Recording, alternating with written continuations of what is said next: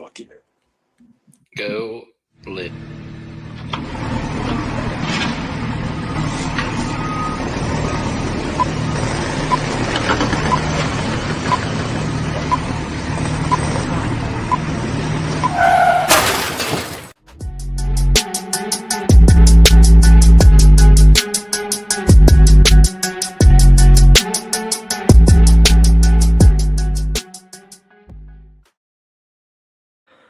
Good afternoon, Huckleberries, and welcome to Tuesday's edition of the Gary Williams Stole My Lawn Furniture Show. And we are live on the TVs and live at the Pig and Rooster at the same time. What's going on, Deli? Well, I made a couple financial wagers with a certain member of this podcast, and I happened to lose not one, but two in a row on coaching. So, ready for this here? Let's give that a bang! Yeah, boys. My debt to society is free. The juice has stopped running. I'm rich, bitch. I'm going to go get a slice of pizza. Christ, if Tomlin gets fired, I'm going to have to move out of my house. Say what you want about Delaware Dave. Don't say he doesn't pay his bets. That's right, baby. Yeah. That's right. American. Speaking of Tomlin, what do you think about that game last night? Do you have any thoughts? Wait, before this, speaking of bets, I think Miss Laura owes you an apology, Dusty. Yeah, she does. Laura, I don't know if you're watching yet or if you're going to be on. You're going to be watching at some point, but yeah, I would have been 6-0 this weekend if it wasn't for Laura making me pick those stupid Eagles. Generosity of women will never cease to amaze me. Oh man! Did you see the look on the Eagles quarterback's face when they called the last play? He's looking at his coach like, "Are you seriously? Is this this is the play? We're going to throw it in triple coverage twice in a row? Yeah, that's tell me. What was the poor coaching decisions that cost you that $10? What happened? I said Harbaugh would not be the coach of the Ravens next year. Not that I was wishing for that. Just I didn't think he'd be the coach next year. And then Mike McDonald would not be Mike McDaniel. And I don't think Mike McDaniel would not be the coach of the Dolphins. And I honestly don't think McDaniel would have gotten fired if Harbaugh hadn't gotten fired. I think they're directly after that guy. I don't disagree with you. I mean, Christ, it's all lining up. I don't think you're going to get him. I'm almost ready to make another bet because I don't think the Rooney family will fire Tomlin after winning the division. Even though it was a shitty division to win, I just don't see them firing their 19-year coach. Even though he's lost 7 playoff games in a row. 7. Count them. He's 8-12 in the playoffs. So that means 7 times ago he was 8-3, like the best record ever. Yeah. And now wow. You want to talk about a slide. He basically he went back to back and won one and lost one or something like that in his 2 playoff appearances right at the beginning of his career. Yeah. 2009 was their last Super Bowl, and he's lost every playoff game since then. Question to the boys. Do you think he wants to come back? I don't think they're going to fire him. I agree with Dell. Do you think he wants to come back? Yeah, the only way for me, in my opinion, he leaves is he decides to leave. And then or they just behind the deals, walk or we're going to fire you. And then he walks off into the sunset and then goes and coaches somewhere else in a year. Because, just like Harbaugh, I think he would be, fighting people away for a job. Christ, Harbaugh's got like 8 inquiries. Yeah. I don't know if I'd be jumping out of my seat to get any of these jobs that are open right now, but I guess if you're going to have job openings, they're for a reason. So it's not like you're going to land in the best situation ever. What's the best job? What's the best job opening? You're a young coach and got your name out there. If you got to pick, who would be Baltimore. Your top 2 picks to go? Baltimore. If you don't count Baltimore, I think it's Atlanta. Somebody else. Yeah, Atlanta and the Giants. Yeah, Atlanta and the Giants. I think Miami's they're hamstrung with the Tua situation. Arizona's hamstrung with their whole organization. So is Vegas. So is Cleveland. Tennessee. Who knows? I like Tennessee because you got a young quarterback on a rookie contract 1 year in. and you can kind of morph that team around what you want to do. Well, you Atlanta, can do that in New great York, talent, too. great talent, but you have you're hamstrung by the quarterback situation, paying Cousins guaranteed money, and who knows if Michael Penix can ever stay healthy. Yeah. Cousins how is going to long- be in Pittsburgh next year. How long is Cousins' deal? How long are they Two- hamstrung by I think him? it's 2 more years. 2 more It's years. 2 more so- years, but I bet they could probably get out of it after next year. Yeah, if he's they going to be in wanted to. Pittsburgh next year. Or in Indy. They have a nice little rotating cast of old quarterbacks as well. Well, Daniel Jones isn't going to be back next year for a while, so we shall see with that. Okay, so if they cut Kirk Cousins this year, they would Well, I think have they try to deal 35 it, don't you think? They million won't dead cut cap this year and 12 next year. Yeah. I think Yeah, they so do basically after this year, they could cut him for a $12 million hit, and I think that's what they would do. I mean, is he tradable? Shoot, his cap hit next year, if they don't renegotiate it, is $90 million. Oh, ooh. So they're going to renegotiate it. I think. So I he's going think to what- get cut. Yeah, I or he's think- going to. I think what they end up doing is the same thing that Denver did. They just they mitigate as much as they can and cut their losses. I mean, that's really the only thing you can do. But I will say he didn't play all that bad towards the end of last year or towards the end of this year. Was he amazing? I guess No, not. But Well, here's the thing about Atlanta is the division's a complete joke. So you go in there, even as a head coach, you don't really have that high expectations because all it takes is 9 wins to win that division every year, right? yeah. Well, Tougher to get fired. What was the worst division, the AFC South or the NFC South or the AFC North this year? I mean, I think we're in it. we were pretty bad. I think there's three teams in the division that would beat the top 3 teams in the South, though. I think. I don't know. Maybe I'm wrong. Yeah, that Steelers game last night was ugly, and just because it's super fresh on my mind, I wanted to talk about it. Do you have any kind of rants you want to go on, Delaware, besides before we talk about the Steelers game, or you can talk about you can have a rant on the Steelers quick rant on the Steelers game, and I'm not one of those conspiracy theory guys, about the fixes in, but if you had the fucking over last night, oh my God, it was 7-6 in the fourth quarter. If you had the over last night, which was 37, and that kicker drilled his center up the ass with that ball on the last fucking play of the game to make it go over, let me fucking tell you, the fix was in. That was some Buffalo Wild Wings sprinkler out of the ground. We need some more big shit if I ever saw it. A fucking extra point with no pressure, except his mom had a bet and he needed to help her. She's texting him on the sideline while he's kicking that stupid ball into the net. Don't you do it. Don't you bust my parlay. I've never seen an extra point get over the line of scrimmage and still go under the crossbar. I don't think I've ever seen that in my life. I mean, it was crazy stuff. It's like he's trying to hit a tennis topspin shot. What was worse, that or when the kicker from the Falcons kicked the ground instead of the ball? I mean, on the Giants when he did it, wasn't he? He was that the was old a kicker. pressure situation. This guy just hit that with a fix was in. Somebody called that one. Yeah, that was crazy. I couldn't believe that either. I mean, why does it's always right on the number when this kind of stupid shit happens, isn't it? It always seems like it's right on the over-under line or right on the spread line. There's always something attached to it. That's why there's a lot of holes in the desert. Unreal. And that is episode 47 of Delaware's Dockside Rant. I love it. It sounds like me and him might be going to Annapolis in a little bit after I get done with you guys. That's right.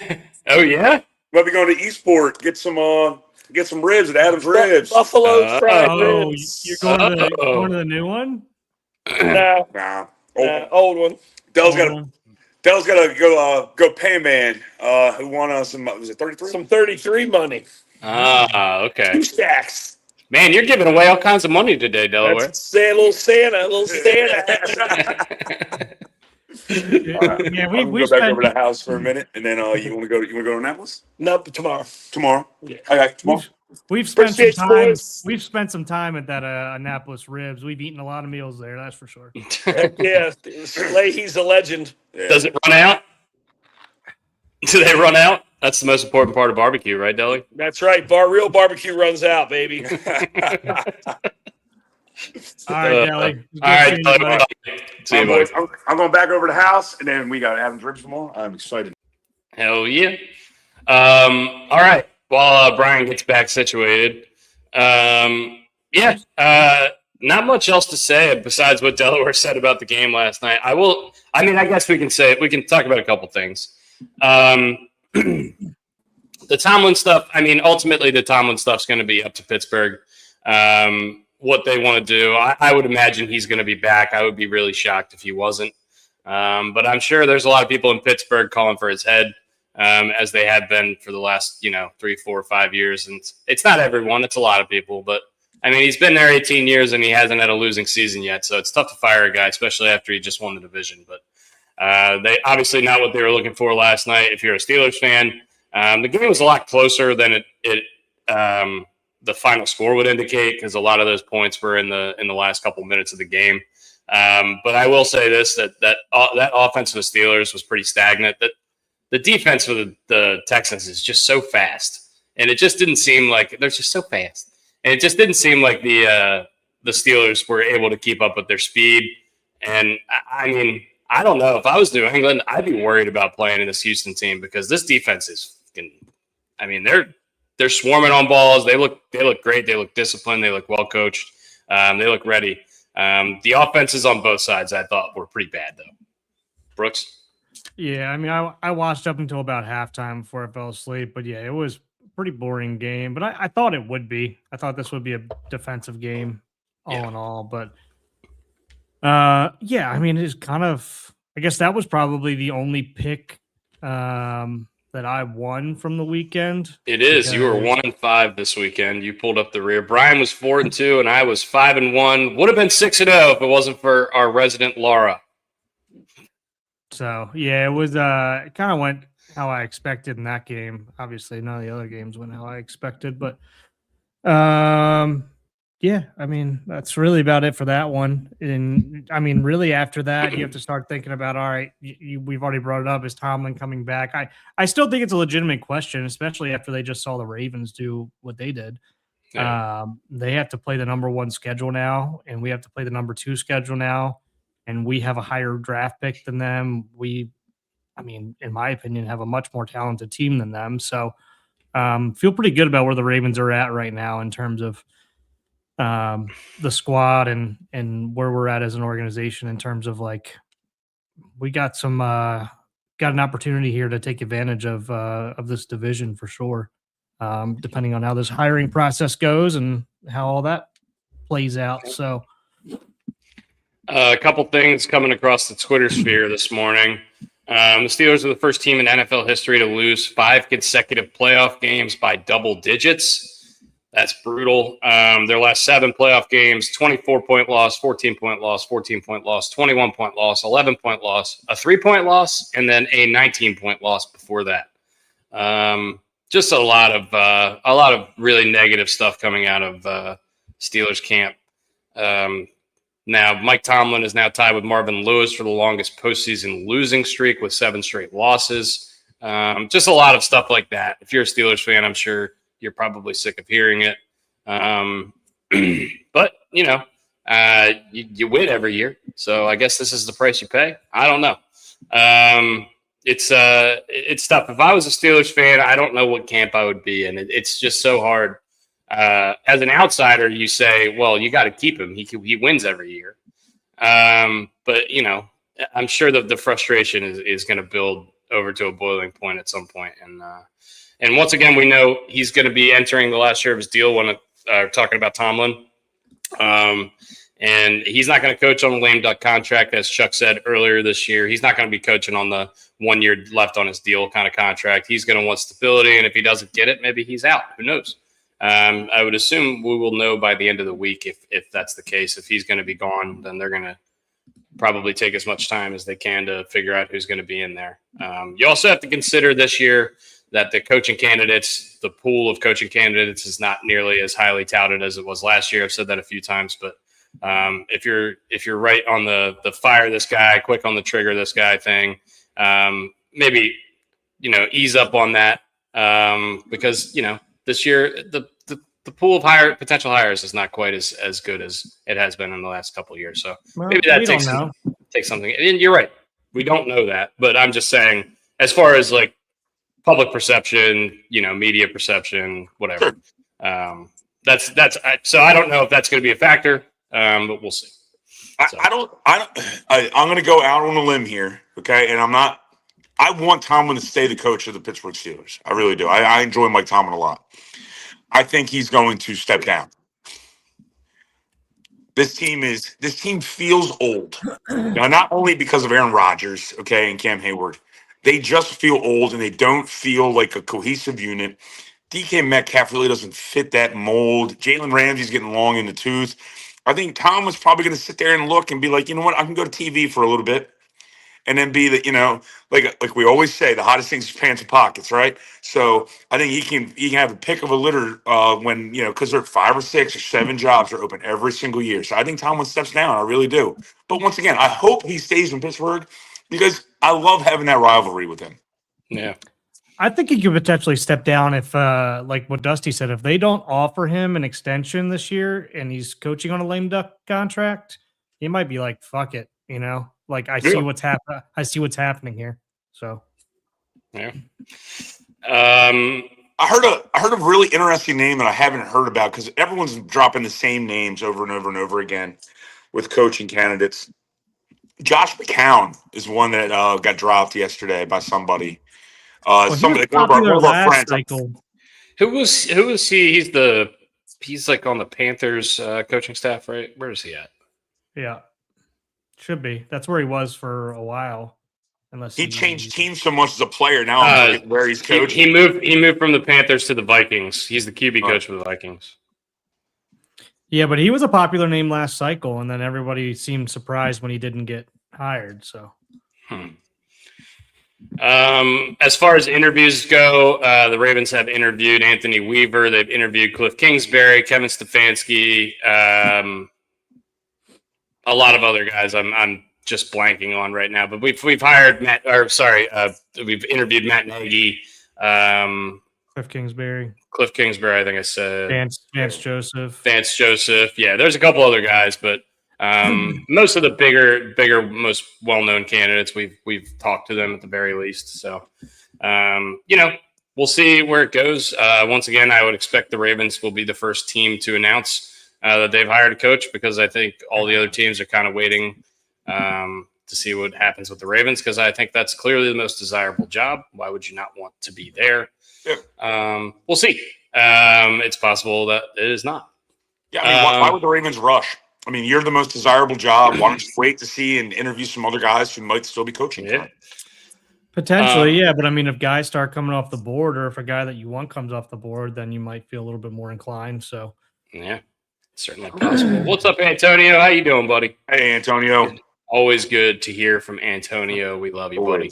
Love you. What do we think this means for Rodgers? Do we think Rodgers' last pass last night was a pick 6 and he got pulled? Mason Rudolph went in. His playoff record went to 11-11 all time. Clearly, he has the Super Bowl, has the MVPs, all the accolades. Do we think he is going to be coming back to play football again next year? Or do we think it's going to be? I think it's going to be a while before we know or not. Regardless, what's your gut feeling? Tell you.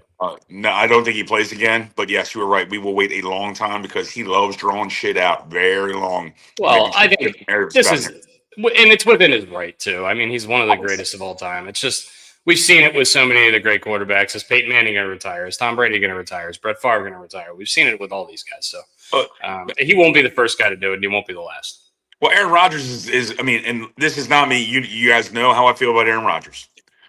So I'm an Aaron Rodgers hater in terms of a person, great quarterback. But the track record is the track record. The last 6 years, it's like, I might come back, I might not come back. I might come back, I might not come back. I might come back, I might not come back. But I'm going to make you think about it for 2.5 months while I go into a fucking cave. So he's going to take his time, but I don't think he plays again. Brooks, gun to head. If Tomlin's there, there's a pretty good chance he'll come back. If not, he's definitely done. Yeah. And he even came out and said that if Tomlin's on the hot seat, this is just completely ridiculous. That's what basically his quote was. Absolute joke if Tomlin is on the hot seat is his actual quote. Did you listen to the press conference? Did you I mean, I'm not being funny. No, I didn't. I just read the article. He actually makes good points about how the NFL's covered now and how Matt LaFleur and Mike Tomlin, who are very successful coaches and two that he has obviously played for, should not be on the hot seat. But the way the NFL's covered now and all these talking heads, people make snap decisions. He's right about how the NFL's covered and how people make snap decisions. But if your organization is making a snap decision based on what Damian Woody fucking says, I'm using Damian Woody as a random person, Dan Orlovsky, name one of these talking heads, Stephen A. Smith. If you're making snap decisions based on what people in the media are saying, then your organization sucks. So sorry, but he is not wrong. The way it's covered now is bullshit. These guys should not be on the hot seat. Man, I'll tell you this: after all the media pushback, after what the Lynn Jones said to Liam Cohen in that press conference, and all the pushback that's been on Twitter after that, I have zero respect for anybody in the media, to be honest with you. I have no idea. What is this? Can you explain? You didn't see the video? That there was a media person in the Jaguars post-game press conference that basically told Liam Cohen that he should hold his head up, that they had a really great season. He shouldn't take any negatives from this, even though it's a tough loss, whatever. Basically uplifting the coach and giving him a great message. And then a bunch of media people came out afterwards and said that this was completely unprofessional, that she should not be doing this. This is not how media operates, stuff like that. It's ridiculous. Because I would rather listen to somebody rephrase the same question for the 30th time, as we saw with Aaron Rodgers' press conference, and how he got pissed off. And I love that happened after this had happened, because it just shows you that all you're doing is asking the same fucking question a different way and getting the same answers, and guys are getting pissed off. Why don't we have a little bit of humanity and bring some positivity? And not that I think that every single press conference should have this, but this was the right time to do it. I mean, you have a new coach that just came in. He was potentially expected to fail. He turned it around, took him to a playoff game, made Trevor Lawrence look great this season. And you know what? She went in, stood in there, and their season's over. And she just gave him, hey, you should be proud of yourself. You made the city of Jacksonville proud. Is basically what she said, because she had people coming up to him and coming up to her and talking to her about it. And she felt the need that, like, hey, she wasn't even going to go to the press conference, and she was talking to a young man before that, and she decided to go. And the way that he was talking and almost tearing up about this season, she raised her hand, got called on, and gave a nice little uplifting message to him. And then all the ESPN media, all the different media talking heads for every little sports team around the country was like, this is unprofessional. You don't use this time to do that. Everyone's trying to get a question in. You're supposed to use this to find out what went wrong and how to proceed in the future and all this different stuff. And there's a ton of people that were coming after, a ton of people that defended that side. But I would say there's even more on the other side that are like, hey, shut the fuck up. We need more positivity in this world. And we're not saying that this is something that should happen in every press conference, but hey, this is a breath of fresh air. It was the right moment. So. Oh, that's well said there, Brooks. I haven't seen this. So I got to be fair to the situation, but you're totally right. Why do we got to have a fucking hot take and start screaming and shit like that? Being louder and being negative makes you just negative and louder. That's all it makes you. Why don't you actually treat a person? You treat a person, I guarantee you're going to fucking win. So that's actually nice to hear that she said something really, really positive in a bad moment for the team. Yeah, and I mean, I think our podcast do we talk about negative stuff at times? Are we negative at times? Yes. We try not to be. We try our hardest not to be, but it's the nature of the beast at times. But we react to stuff in certain ways, and a lot of times we come back the next day and we're like, we probably overreacted a little bit too much. I'm $10 richer. I'm happy right now. Look at this. So I mean, one of the reasons why we don't do that's a shame. That's a shame anymore is because we were like, hey, just brings a little bit too much negativity, and we try to force negativity at times because we're like, oh, do we have a that's a shame this week? And we're like, no, I don't think we do. And yeah, I don't know. You're right. You're right, Brooksy. I remember you're the one that you were championing that we get rid of that, not get rid of it, but stop doing that shame every week. But if there's a legitimate, like, hey, the players are getting treated a wrong way, and I would say this is that's a shame, right? Because we're trying to show everybody, like, hey, this negative stuff, you being negative towards this woman that's a shame. Like, we're trying to bring positivity. That's a shame. Yes, correct. Yeah, I don't understand what the whole blow up was about that in the media. I'll never understand it. But anyway, let's talk about the game. While we're talking, I mean, we've already started on Jacksonville Buffalo, so let's just start there. Brooks has been jagging off for the better part of 3 months here, and he no longer is. Unfortunately for him, and unfortunately for us, that their loss finally came a couple weeks too late. For the sake of Brian and I's livers and sanity. But yeah, Buffalo beats Jacksonville. Jacksonville did get the ball back with about a minute left, and had a chance to go down and maybe tie this game or even win it. And the first ball gets tipped and picked off, and it's kind of an anticlimactic ending to what otherwise was a pretty great game. Biggest takeaway, I just can't understand how Buffalo is winning playoff games when their best receiver is Khalil Shakir. They had just no talent on that offense other than Josh Allen, and they still make it work. I guess James Cook in the running game, it works out well, but the weapons for Josh Allen, it's rough.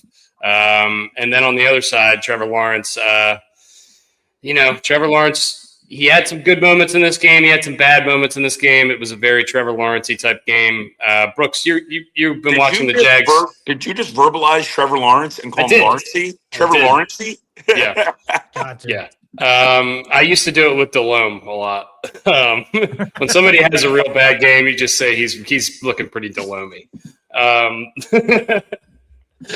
Brooks, you watched the most of us, most Jags of all of us. What did you see out of the Jags in this game in particular? I mean, they just never really got going the way they have the past few weeks. I mean, they were just blowing people out on offense, and it just seemed like they couldn't get going. And their defense has been pretty decent too. So, yeah, Josh Allen was getting banged around. Even when, yeah, I mean, I honestly think that this was I don't know. I mean, this could have been they could have won this game for sure. Oh, they needed to take a bigger lead in the first half than they did, in my opinion. Yeah, and maybe it's playoff experience, right? I'm not really sure. Liam Cohen is his first year head coach. Who knows? But yeah, it just felt like it never really got going or kept going. I guess the momentum. But yeah, I mean. I didn't feel great about this bet. I was just going to keep riding them because it feels like something always goes right for Buffalo this year, or they keep coming back from some of these deficits. So, is it surprising? No, but I wanted to root for Jacksonville so bad, but I couldn't because Brooks did what he did to us. So I was like, how the fuck am I rooting for Buffalo right now? I mean, if Josh Allen's ever going to get it, this is the year to go get it. I'll say this, and Brooks, you put it. I'm going to paraphrase what you basically said, but they're a year ahead. They were a year ahead of schedule, and I think next year they're going to be one of the hot. They'll be the hot pick. Is my assumption. Yeah. They also left a couple points out on the table or on the field with their kicker, who's been excellent all season. We've been talking about him a lot. He's an Arkansas Razorback, and our buddy Joe loves him. But He's good. He's one of the top 3 kickers in the league for sure. But yeah, but Arkansas people, we know this. Arkansas people buckle under pressure. We've already seen it. So, just taking shots at Joe whenever I can. But you're right. They did leave points on the board for sure. And they did this without their number 2 overall pick. I mean, we got to remember that at some point or another. They did not have Travis Hunter for the better half of the year. Yeah.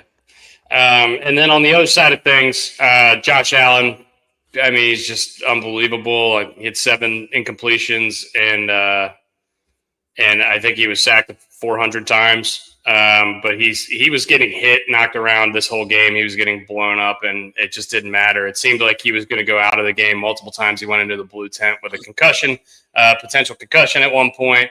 He got his leg rolled up on. He got his wrist or his hand hit the helmet of one of his offensive linemen on one of the throws. It just seemed like everything that could happen to get him banged up, but not kick him out of the game happened. But he was still unbelievable and efficient, and he completed passes to 9 different players, and he had 7 incompletions. So he had more receivers than he had incompletions.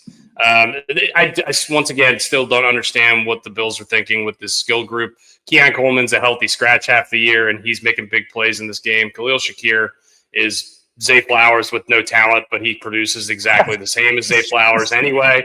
I don't get it. I just don't get it. I'm not. Look, if you put Khalil Shakir's football ability into Zay Flowers' athletic ability, that would be one hell of a football player. That's all I'm saying. I'm just saying. But for whatever reason, Khalil Shakir, 12 catches for 82 yards. He's just a stick mover for them. He's not faster than everybody. He's not more athletic than everybody. He's not more shifty than everybody, but he's open. And he's the only guy on the team that can get open. Remember that positivity thing we were talking about? I know. It's crazy. I know. Honestly, I'm giving him props for just being one of those guys that's just good at the sport, despite the fact that he's not like the most freak athlete of all time, like most of these NFL guys are.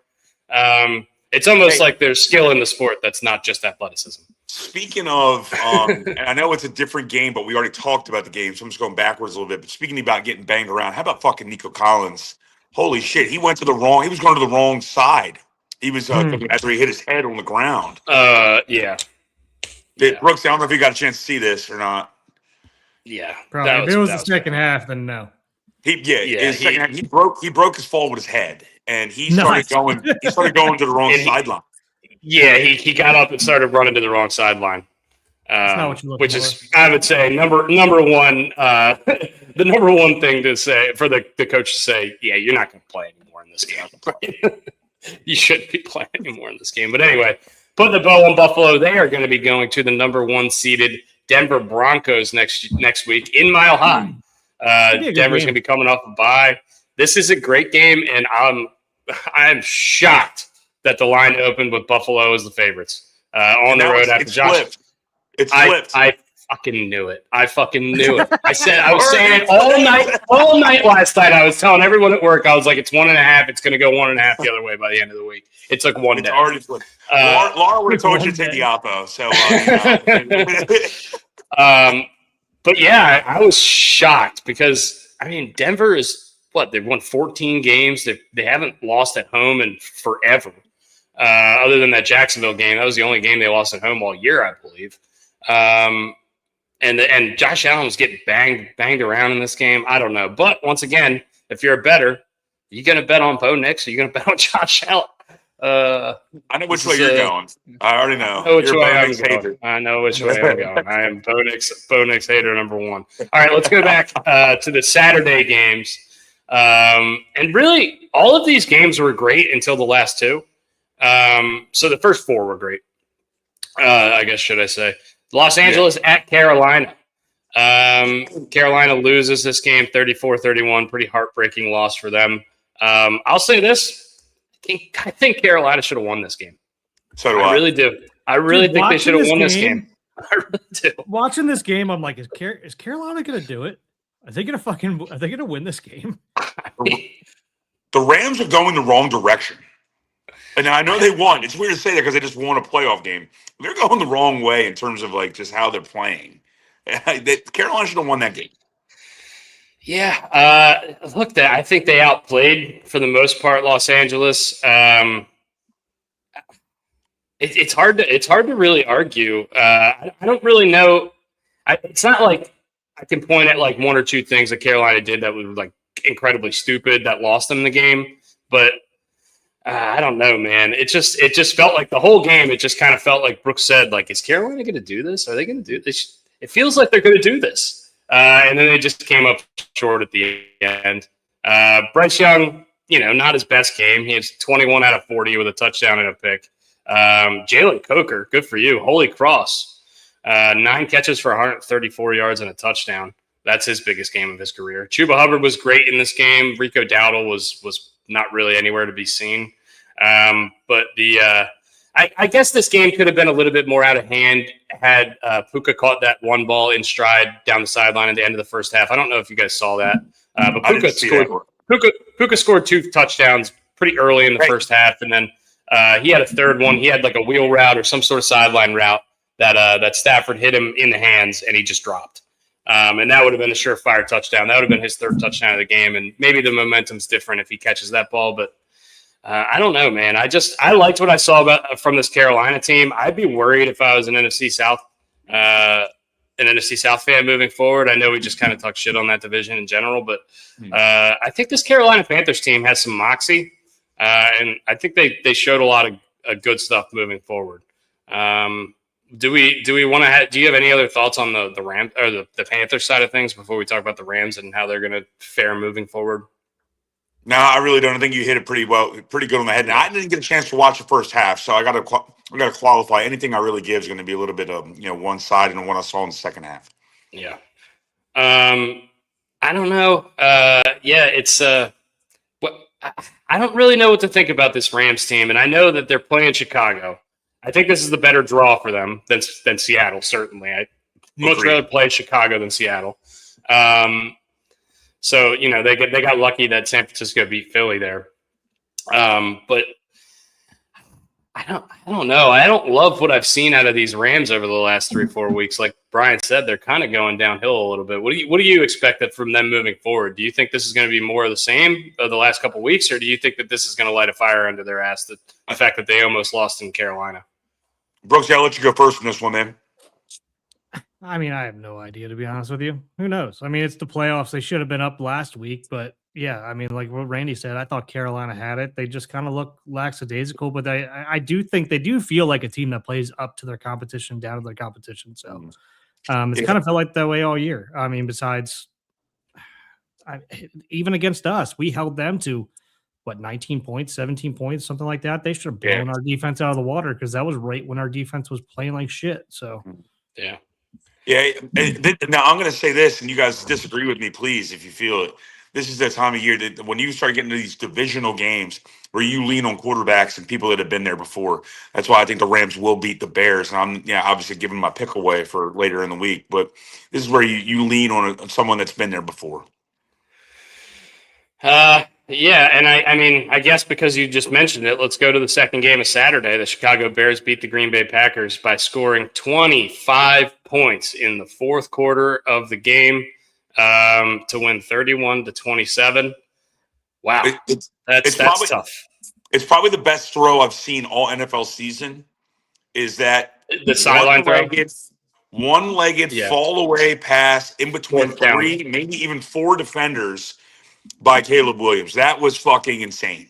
It's the best throw he's made in the NFL, for sure. Well, it was very, very like that. Those are the kind of throws we saw Aaron Rodgers make for a really long time. And I'm not comparing the two players. I'm just saying there's not a lot of guys in the NFL who can make that throw in that situation. Fourth down, game's on the line. If he misses that throw, the game's over. And he's just fucking darts him, fucking Coastin Loveland right on the sideline. And I know exactly what you're talking about. That was an excellent throw. By Where's Caleb. the ESPN probability on that bullshit? Like 0.18% or something, like stat that. Google Analytics. Stats presented by ESPN, sponsored by Coors Light. Sponsored by Coors Light. Chicago before the fourth quarter had 6 total points. They scored 3 in the first quarter, 3 in the third quarter, got blanked in the second quarter. This was 21-3 at halftime. And let's go to the other sideline for a little bit. How do we lose this game in Fort Packers? How do we let this happen? How do we let our quarterback threw for 323 yards, had 4 touchdowns and no interceptions, and they lost? How does that happen? How does that happen? Matt LaFleur problem, Green Bay's defense problem. What's the problem, Brooks? I mean, can we all agree that the Bears didn't win this game? The Packers gave this game to them. More devastating loss for the Packers than great win for the Bears, I would say. Yeah, I don't want to play the blame game, but because people normally want to, where's the blame go? This is definitely one of those, they lost the game, the other team didn't win the game. Now, the one throw obviously won the game. It's the best play of the game. Sure, but shouldn't have been in that situation. The Packers lost this game. The Bears didn't win this game. Yeah, and I have a I mean, at halftime, all Packers people on Twitter were saying, the game's over. I can just shut this off now. There's nothing better than first half tweets and second half tweets when you start freezing cold takes, baby. I love it. Yeah. When you realize your team's you're molly-whopping another team, and then all of a sudden you end up fucking trying to give yourself a swirly in a urinal because your team lost. Yeah. I mean, I was halfway hoping that I was halfway rooting for the Packers just because we've all said it. We don't think that this Bears team is probably as good as where they're at right now. But they keep fucking winning games. Like, how does this keep happening? And that they feel like the Commanders of last year. No, but this is a depleted, and everyone has injuries, so I'm going to qualify. But the Packers are missing 2 of their best players. I know that. All right, so here's one specific example from this game. This is 3:27 left in the game. Packers are up. Packers are up by 3 with 3.5 minutes left in the game, and they have the ball. They throw to Dobbs for 34 yards. Then Jacobs gets stuffed. Chicago calls their first timeout. There's 3:11 left on the clock now. Love throws it to Golden for 12 yards. They get another first down. There's 3:10 left. Chicago calls timeout. They have 1 timeout left. There's 3 minutes left on the clock. It is second down. Jacob gets stuffed. Jacobs gets stuffed on first down. It's now second down. Love is incomplete in the end zone from the 30-yard line. What are we doing? Why are we passing the ball into the end zone? Why are we not trying to run the clock out and kick the field goal and go up by 6? Next play, Green Bay calls a timeout and then gets a delay of game coming out of the timeout. Then Jordan Love throws another ball into the end zone, incomplete. Now, Chicago has 1 timeout left. There's 3 minutes left on the clock, and then Green Bay misses the field goal. What are we doing? Run the ball twice, take it down to the 2-minute warning. They've got no timeouts left. They got no time left on the clock. Maybe you're a little bit closer and your guy doesn't shank the field goal. What do we think? What are we throwing the ball into the end zone twice in a row when there's 3 minutes left and we're up 3? What are we doing? I don't get it.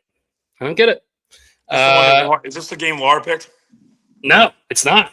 I don't get. This is a game I won. I just don't get it.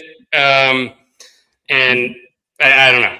I mean, I just and we'll talk about some more stupid coaching decisions over the weekend. How do you get a delay of game coming out of a timeout with 3 minutes left? When you're up, you're winning. You're on their side of the field. You're almost in the red zone, for Christ's sake. What are we doing? What are we doing? All these they're like out coaching themselves. It's crazy. Yeah, and I mean, this is stuff like this is the reason why there's rumors now that LaFleur on the hot seat. They said so, but there was reports that they were working on an extension for him. So. That is the Vegas fucking tweet, Adam. They're thinking about working on an extension. Well, I'm thinking about taking a poop. All right. So yeah, but chances are of the second thing happening are 100%. It's such a vague thing. Like I think I might like women. I know I like women, but I'm thinking about it now. Like, what? Come on. Are you signing them or are you not signing them? Oh man. How about DJ Moore, by the way, catching the game-winning touchdown twice against the Packers this year. He hurt. Hey, Terp. Yeah. Why did the Terps have so many players in the damn playoffs? Dude, it was crazy. They can't win any college football games. The Patriots Chargers game when they were doing the intros, the NBC Sunday night intros, they were doing the player intros, and they always say where they go to school, and there were like 3 Marylands, and there were 2 of them I had never heard of. I was like, "Who is this guy? Who's this? I never heard of this guy." I know a podcast. Yeah, and I mean, and then we got Roman Hemby playing for the number 1 team. Fucking buzzsaw in the country right now. Yeah. And we asked him to leave. We basically said, no, we're not. Mike Blacksley told him, get the fuck out of here. Thanks, Mike. Appreciate yeah. it. Yeah, you're doing another team. We want to get younger. Oh, man. Unbelievable. But yeah, it was bad. It was bad coaching. It seemed like for me, it seemed like bad coaching lost Green Bay this game. Bad coaching, whatever you want to call it. Also, I mean, once again, got to give props to Caleb. This Williams. Picture right here is incredible. Incredible. Oh man, Lendale White, man, thunder and lightning. Got him and CJ2K on the same team. That's wild. Yeah, Lendale White when he was at USC. Mm-hmm. Yeah, he said he lost 30 pounds because he stopped drinking tequila. Mm-hmm. Miguel Cabrera had a similar story. So yeah, he did. That's so true.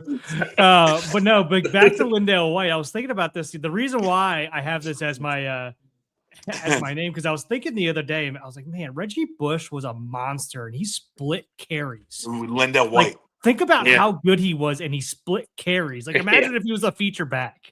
Yeah. Now I want you to think about this, and this is a real story. And I might have said it about a year ago on the podcast. So I watched something about Ed Ogeron, go Tigers. Ed Ogeron was the recruiting guy for USC at the time, and he was recruiting Adrian Peterson. So Adrian Peterson's second school was USC during Reggie Bush and Lendale White. Can you imagine that fucking backfield? Nope. Holy shit.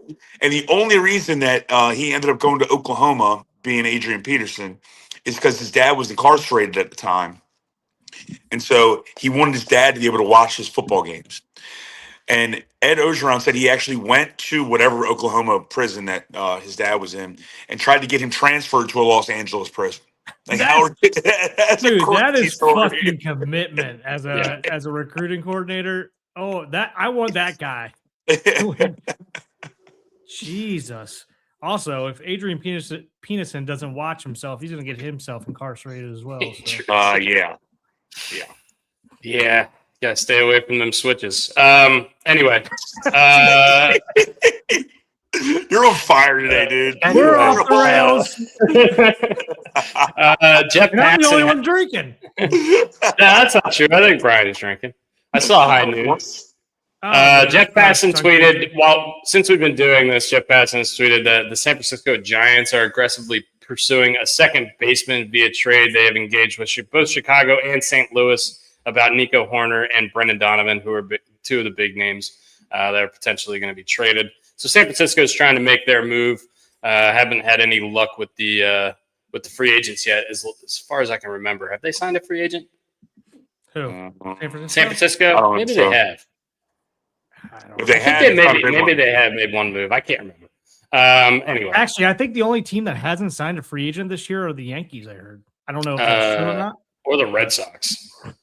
The Red Sox have spent $0 million. Yeah, I think you might be right. You might be right. Like, they made a couple moves. I mean, they got Sonny Gray. Yeah, they got Sonny Gray. Trades, but they were trades. Yeah. We will we'll get into baseball after we finish up football, but just to put a bow on the Bears-Packers game. Packers going home. Unfortunate for their fan base, but you did lose 2 of your best players once again, like Brian said. Get back healthy. Get Micah Parsons back, get Tucker Kraft back, get a couple guys back, get a new kicker, and we'll see. Maybe we'll see you next year. Jordan, I will say this. Just breeze past, get a new kicker. I give Jordan Love a lot of shit because I don't really think he's a top-tier quarterback, and he gets paid like one and he gets treated like one. But when it comes playoff time, this dude performs. He 100% performs. 4 touchdowns, 320 passing yards. Can't really put any of this blame on him. It's not like he was out there missing throws or fumbling the ball or anything. It was just, kind of a team loss. But I do want to put some respect on Jordan Love, though. And quite honestly, I want to put some respect on Caleb Williams, too. I talked a lot of shit about the Bears earlier this year. I said they were going to be an 11-loss team after they came and got embarrassed by us and Tyler Huntley. And then a couple weeks later, they absolutely destroyed the Eagles by running the ball down their fucking throats. And it seemed like Ben Johnson's message really took shape in the second half of the season. Caleb started playing a lot better. They were a team that made a priority to go out and get some offensive line help. I mean, I know they got Joe Tooney and stuff like that, and they got some old guys. First team All-Pro, by the way. But we weren't sure how good they were going to be since like everybody they brought in was like way older. Yeah, they brought in ancient dudes. You're right, but they at least I guess the offensive lineman can hold up for a while somehow miraculously. They're playing well. And also, I know we keep flipping back to the Steelers, but I just came across this on Twitter and it made me laugh, so I have to share this. Mike Tomlin in big games. I saw one where it was Doc Rivers in a Steelers jersey. I saw that. So I had to share that real quick. James Franklin. Oh man, I love it. It was such a great year to hate on Pennsylvania sports. The Phillies melted down, the Eagles melted down, the Steelers melted down, Penn State melted down. Everything happened. It was great. Unfortunately, the Baltimore teams melted down. Melted down too. Yeah. Hey, we're taking some solace in our displeasure too. Yeah, good time to take advantage of Maryland sports as well. I'm going to throw something out there and just throw shit against the wall here. If Rodgers doesn't come back, I mean, I don't know what Mac Jones' contract is, but that would not be a bad landing spot for him in Pittsburgh. That'd be a very nice landing spot. He's going to be the Colts, Mac Jones, Colts, Falcons, Steelers. One of those teams is going to be the Mac Jones team, I would think, or the Jets. Brock Purdy, right? He's Brock Purdy minus $260 million. Yeah, there you go. I mean, there you go. Speaking of Brock Purdy, I got some thoughts. I got some thoughts on that game. I got a fever, and the only prescription is more cowbell. My first thought watching this game was Demarcus Robinson, touchdown, former Ravens great. Can't believe he's on the Niners. Didn't know it. I saw your text. I'm like, this fucking guy. I thought he was still in LA. So did I. Did he go to San Francisco? I don't know. Witness protection's a bitch, man. When the fuck did we get that guy? Did you get any ice cream? I don't know. Another former Ravens great, Kyle Juszczyk. 34-year-old fullback turned into the number one receiver on the San Francisco 49ers for the second half of this game and was unbelievable. There was a ball before Kittle even got hurt in this game, which we'll talk about. There was a ball over the middle that was thrown well above the head of Kyle Juszczyk, and he jumped up and grabbed it about 8 feet in the air. And I was like, holy shit, Kittle. He just doesn't drop those balls over the middle. And it came up, and it was Juszczyk, and I was like, that was Kyle Juszczyk? Holy shit. I got a question. Is Kyle Juszczyk going to be a Hall of Famer? Because he's now a 10-time Pro Bowler. 10 times. He's the only a lot. He's been one of like 5 fullbacks in the league for most of that. Yeah. Well, so I agree with you. I love the guy. Also, but Hall of Fame might be. I think because fullback, there's not that many fullbacks to go to the Pro Bowl. You're picking the litters like 8 guys, so that's tough. I agree with you, but I mean, he's putting up like his resume is getting pretty ridiculous at this point. And also that made me think about how badly we need to re-sign Patrick Ricard this year. Yeah. I'm a little nervous about it. Yeah. That's not just 10 Pro Bowls, by the way. That's 10 consecutive Pro Bowls. Why are we so good at signing drafting fullbacks, kickers, long snappers, but we can't find a fucking really, really, really, really good receiver. I just don't understand. Kickers, huh? We're good at drafting kickers this year. You done? You done now? Well, we All didn't right. draft Tucker. Okay. All right. So Kyle Juszczyk was the number one receiver for the Niners in the second half, and they still beat this god awful, miserable Philadelphia offense that just disappears. I say it. They just disappear for 2 hours at a time, and I don't know where they go. I don't know what's happening. I don't know what the hell happened to AJ Brown. But if he's on the Eagles next year, I would be absolutely shocked. They absolutely hate him in Philly. Every Philly fan I have talked to. There was a video of a little kid coming out of the stadium, and he said, I want Kevin Patullo on the next bus to wherever, and I want A.J. Brown in another uniform next year or whatever. And it was just like an 8 to 10-year-old kid. And I saw a bunch of people in Philly talking about it. He wanted AJ Brown in another uniform, and he wanted Kevin Patullo flipping burgers. Yeah, that's what he said. Yeah. And you know what? He's cooking in the first half, but the second half is always raw. And I love it after he fucking bitches out whatever he was saying to Sirianni, who we already said looks like he's got a smush face that's ready for a fucking fist. After he bitches out Sirianni and says what he says, he then goes out and drops 2 passes in the next, 3 series. So, suck it, nerd. Yeah, that team is in shambles. I'm not mad about it. I agree. I'm not mad about it either. I will say this. Their offensive line took an absolute beating this year. They lost Lane Johnson, who's a first-ballot Hall of Famer. They lost Cam Jurgens for most of the season. They lost Landon Dickerson for a lot of the season. Jordan Mailata was in and out. And they lost Mekhi Becton to free agency, who went to that great Chargers offensive line this year. Remember the positivity comments. I know. I'm doing my best, but there's a lot of bad this weekend, too. Normally it's Brooksy and I doing the negativity. You're the ray of sunshine, dude. If I'm Vic Fangio and that Eagles defense, anybody on that defensive staff, I'm looking at the offense across the room, and I'm like, what in the fuck were you guys doing?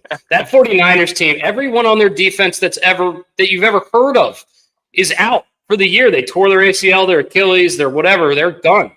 And they scored 19 points on the Niners. I don't get it. How? They are and we talked about this maybe about 6-7 weeks ago. Orlovsky, who I do trust as a evaluator of quarterbacks, said that the offense coordinator, I forget his name, Padula, whatever it is. Kevin Patullo. Patullo, yeah. He's dumbed down the offense, and that was a direct quote, dumbed down the offense because Hurts can't process shifts and motions and certain things where he can't read where the protection needs to be and stuff. And they looked bland as hell. I mean, it was they made vanilla ice cream look sexy. Well, I mean, if you watch the NFL and you watch every week, every team, especially the smart teams, and San Francisco is doing it all game, every single play before the snap, there's a guy moving across the line of scrimmage or moving left to right, wherever. The Eagles don't do any of that. And they have so many weapons on that offense. I don't get it. And I know there's a lot of, Sirianni wants to play this way. He wants to limit turnovers because he thinks our defense is so good that if we limit turnovers, doesn't matter if we put up a lot of points, we're going to win these games. And to be honest with you, it worked a lot of the years. They suffocated teams out and won these games despite the fact that they were so, kind of boring on offense and vanilla, like Brian said. But, I mean, look, you get to the playoffs and you're playing a team with not a very good defense and you put up 19 points. It's just not going to do it in today's football. You're just not going to beat teams playing 19 or scoring 19 points, especially teams like San Francisco, who seem like they can manufacture drives out of thin air. The Eagles lost to a backup team. Yeah. I hate to say it. Outside of McCaffrey, Juszczyk, Brock Purdy, there's no Ayuk, there's no Fred Warner. You went down the laundry list of injuries they had. Michael Williams, they lost half of their defensive free agency last year. Debo's gone. Doesn't matter. You can't lose those games. I mean, there's definitely some turmoil there, and we've talked about this throughout the duration of the season. It just never seemed like it got going the right way. So yeah. Congratulations to San Francisco. Congratulations for Jawan Jennings, who has become quickly rising up the leaderboards of non-quarterback passers ever. So I heard especially in the that play. He's been like the Antoine Randall of the last couple of years. He's throwing touchdowns left and right. He's thrown 2 touchdowns in the playoffs. The only player that I think do that, or maybe like one of like 3 players to do that. That's a non-quarterback. But do you know he was the 9th rated quarterback coming out of high school? And I don't even know where Jawan Jennings went to college. No, actually, he was the 5th rated because the 9th rated was Lamar Jackson. How about that? Sam Darnold, and Joe Burrow were also below him on the quarterback rankings for that year. He's a 4-star quarterback. That's crazy.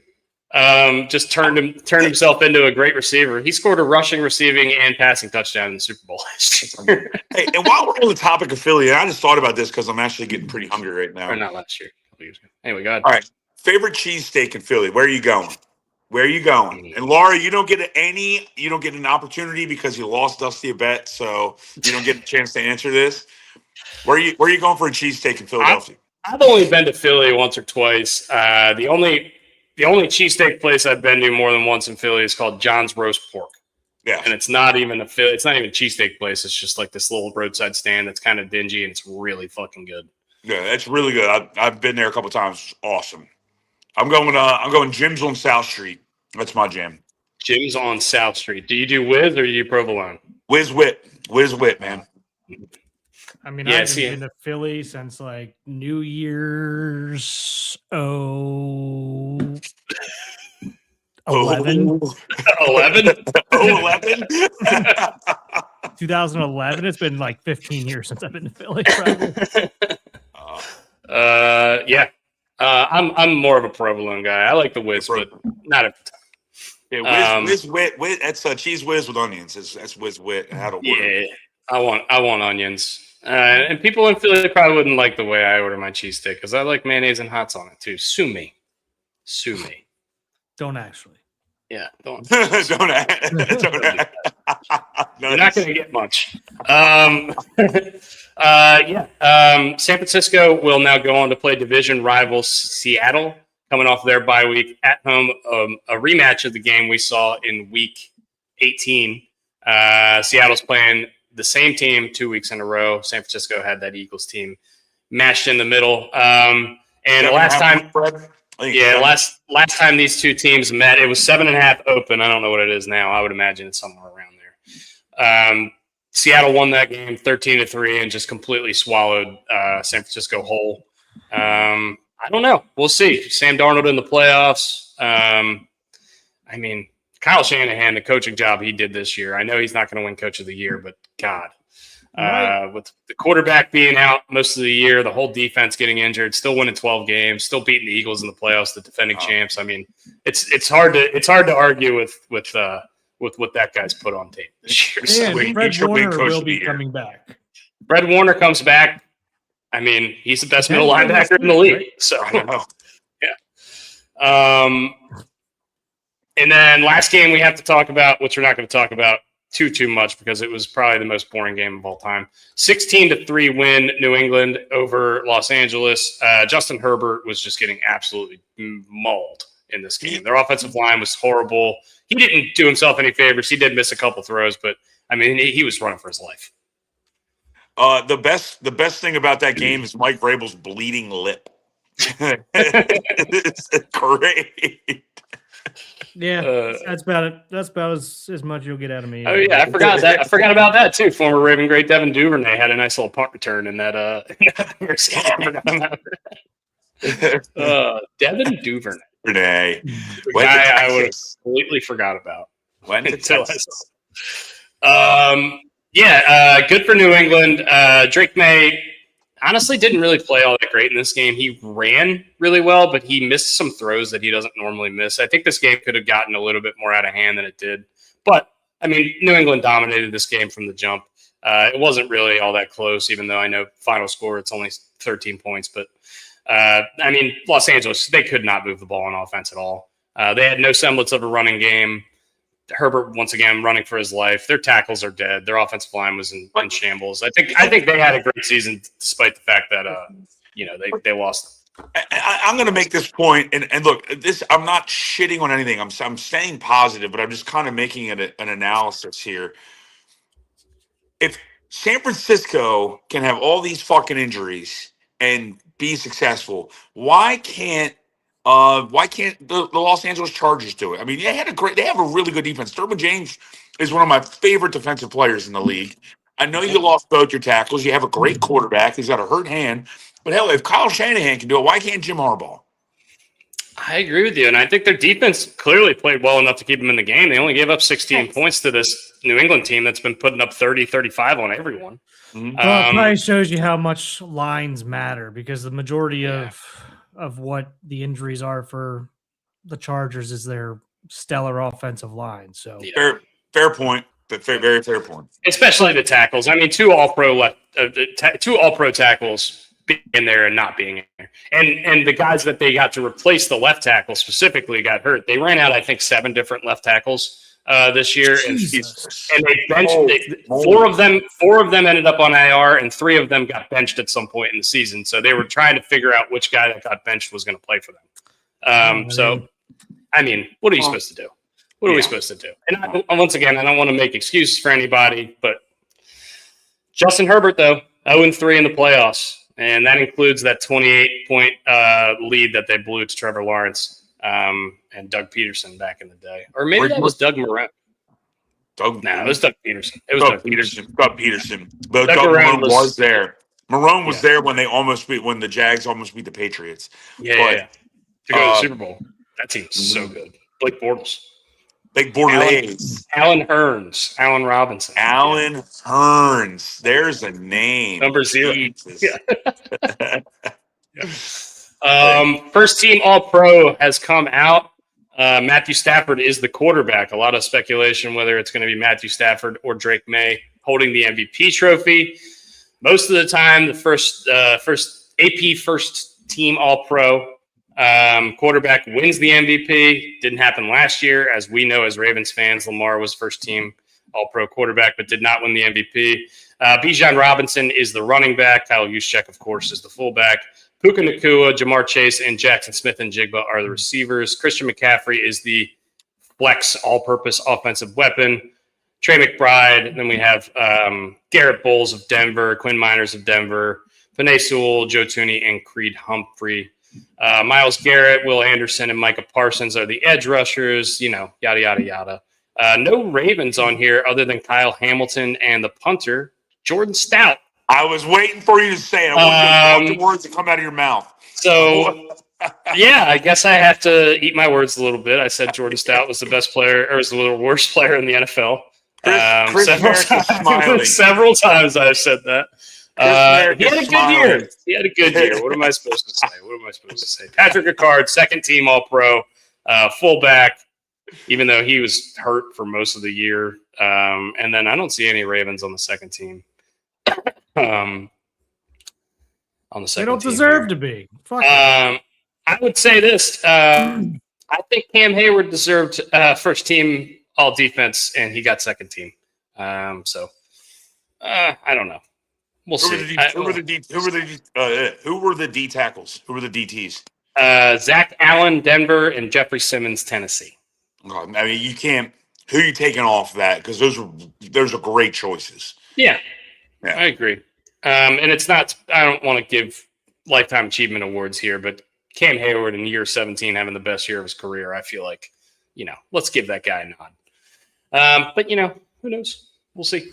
We'll see how it shakes out. I think Cam Hayward's going to get some Hall of Fame buzz. He's certainly going to be in the Ring of Honor for the Steelers. I'm going to get Hall of Fame buzz. He's going into the Hall of Fame. Yeah, he's definitely going in the Hall of Fame. Before we get to baseball, let's quickly go over some college football stuff, and we don't have to quickly go over it. If you want to talk about it, we can. But Miami is going to be playing a home game in the national championship, and it doesn't matter because they're getting 8.5 points. This Indiana team is fucking ridiculous. They kicked the dog shit out of Oregon.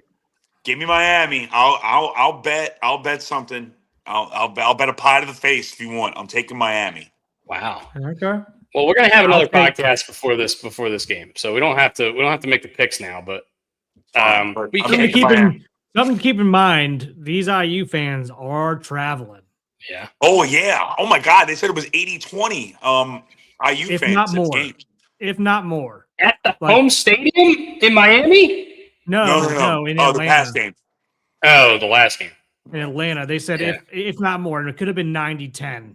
Well, And they said it was ridiculous. And all the people that I've seen, every single place that they were bar hopping along the way is all IU fans. It was nobody else. Well, good for them. That's awesome. I mean, enjoy this. Don't wake up from this dream. Stay in this dream because it's a dream season. Good for them. I mean, look, 10 seconds into the game, they had already had a pick six. It did not get any closer from there. I think, what was it, 35-7? It was like 35-7 at halftime, something like that. Dude. It was unbelievable. It was an absolute domination. I remember watching that pick six, and I was like, all right, there's got to be a flag. Like, what? Like, this never happens. Like, yeah. And they drink a lot of beer, says Randy. Love that.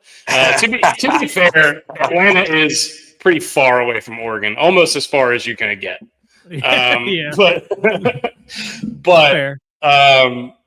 But yeah, I mean, if I'm an IU fan, I'm traveling all over God's green earth trying to see this too. Look, I know we got one more pod, but I'm taking Miami. I'll take it, and I'll take it straight up. I'll take it straight up. I don't need the points. Ooh, Miami. Wow. Yeah. All right. So give me Miami, boys, and I'll take a pie to the face. No. You keep doing this, and I keep thinking you're doing Booker T. Between now and Thursday, Dusty and I have some time to think about whatever this punishment could be. I'm taking Miami straight up. I love that Miami defensive line. I might go straight to the source of the worst punishments ever, Drew Burton, and ask him what he thinks. I'm looking for ideas, Drew. First thing that came to mind was the scene in 40-Year-Old Virgin where they wax him. Oh, no. I got. Yeah, dude. Yes. We need a weed whacker for that. Yeah, we need a weed whacker for that. So, yeah, Indiana, Oregon wasn't even – honestly, not much to talk about. Indiana was completely dominant, wasn't a game at all. And they could have scored 70 if they wanted to, I really think. They just were not to be stopped in that game. On the other side, the Miami Ole Miss game was really good. Really, really good game. Trinidad Chambliss, unfortunately, not granted his 6th year of eligibility. He will have to enter the NFL draft. I think this is probably good. This is probably a good thing. I love that guy. I love his story, and he was awesome for the whole college football playoff and really for the season. But really good story for Ole Miss, almost coming out with it. I really thought they were going to win too. They went down and scored with just a little bit too much time left, and they just could not stop that Miami offense. And Carson Beck, props to him. I thought if Miami lose this game, he was going to be the reason. He played pretty well. He uplifted them. He scored the most important points of the game, which was that last touchdown with his legs. How do you think he's going to be able to match up against this Indiana defense, which has just been swarming? I don't think he's going to be able to match up well. What I think is that they're skill position guys. Obviously the running backs and the wide receivers, and one of them is a true freshman. I forget his name off the top of my head right now. Just throwing stuff in the flat could really. They're going to widen the field. They're going to spread Indiana out because Indiana's D line is so dominant, and they're bigger than Miami, which is weird to say because you would never think those words would come out of our mouths. But I think they're going to spread them out and start throwing things in the flat, and they're going to start getting this speed on the corners outside the numbers. You think it's speed? Speed. How fast will it go? Stat of the week, stat of the day, stat of the day, stat of the day. Malachi Toney, the star wideout for Miami, was 11 years old when Carson Beck was a freshman at Georgia. That's my stat of the day. Up. Shut up. 11 years old. How would people? That is my stat of the day. How do people from Pennsylvania say that? How do people from what? Tony or 11? 11 years old. Oh, yeah. They speak with an upward inflection. It's Weird. In the middle of the sentence. Yeah. 11 years old. Yeah. Derek Klein does that a lot, and I notice it, and it bothers me. Bothers me too. First thing I noticed when I transferred to a Pennsylvania school, I was like, why do you guys talk so funny? We talk funny. We just don't realize it because we're so used to it. Well, we have more of the Philly accent. For whatever reason, like the outskirts of Philly, like the more rural areas, they talk more Delco. We said Baltimore sounds Delco-y. Yeah. Yeah. There's a show called Task on HBO, and it's set in Delco, and it just reminded me a lot of people I know. But everybody I went to college with around like the Lancaster area and stuff like that, they emphasize like the middle of the sentence, and it used to drive me nuts. It sounds like really they're asking a question all the time. Why did I just think of that SNL thing? Foo Fighters. Yes, it's exactly what it is. Ladies and gentlemen, it is. Foo Fighters. Foo Fighters. Talking about Foo Fighters. Oh man, yeah, love that. So yeah, Brian's going to take Miami. He doesn't need the spread. He wants Miami plus 280. He wants them to win outright. He thinks they're going to. True. We'll see. I don't know about that. Also, the kid that we were talking about last week from Washington, Damon Williams, he has decided to stay at Washington after all. After a whole hullabaloo of stuff happened last week that we talked about. Stop with this. Fuck you. I'm going to start looking up stupid words before the podcast, and I'm just going to see if I can sneak them in without you noticing. You're an ass. I do like that he hired an attorney, and the attorney told him to go back to Washington because the language in the contract he signed for the NIL stuff. Like, go back. Yeah. Moron. I love that too. The LSU did get a quarterback transfer. I can't remember where he is from. Sam Levitt. He's from Arizona State. Arizona State, yeah. Yeah, number 2 quarterback. Raiola's going to Oregon. Mm-hmm. Yeah. Yeah, so number 2 quarterback and the top uncommitted player going to Sam Levitt. There's a leave it. There you go. Yeah, going to LSU. Yeah, no, he's from Arizona State. Who's the SC? Sellers. Yeah. South Carolina, Lenora Sellers. Yeah. Lenora Sellers. I don't know where he's going. Did he announce yet? No, he's staying. Going back. He's staying. Yeah, he's staying. But LSU went on a rampage after they weren't going to get Underwood from Michigan. When Underwood went back to Michigan, they started going to backup options. Did you guys see what Ty Simpson is accepted an offer for? No. Go back to Alabama. It's like something ridiculously like his NIL deal. Well, they say like the average quarterback getting like $3 to $4 million. He got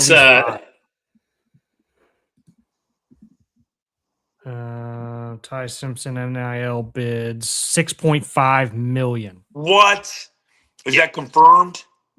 That's an offer reportedly offered from Miami for the next season. Ole Miss offered him $4 million. Tennessee also offered him $4 million. It says 3 SEC schools have offered at least $4 million, and another program has offered 6.5.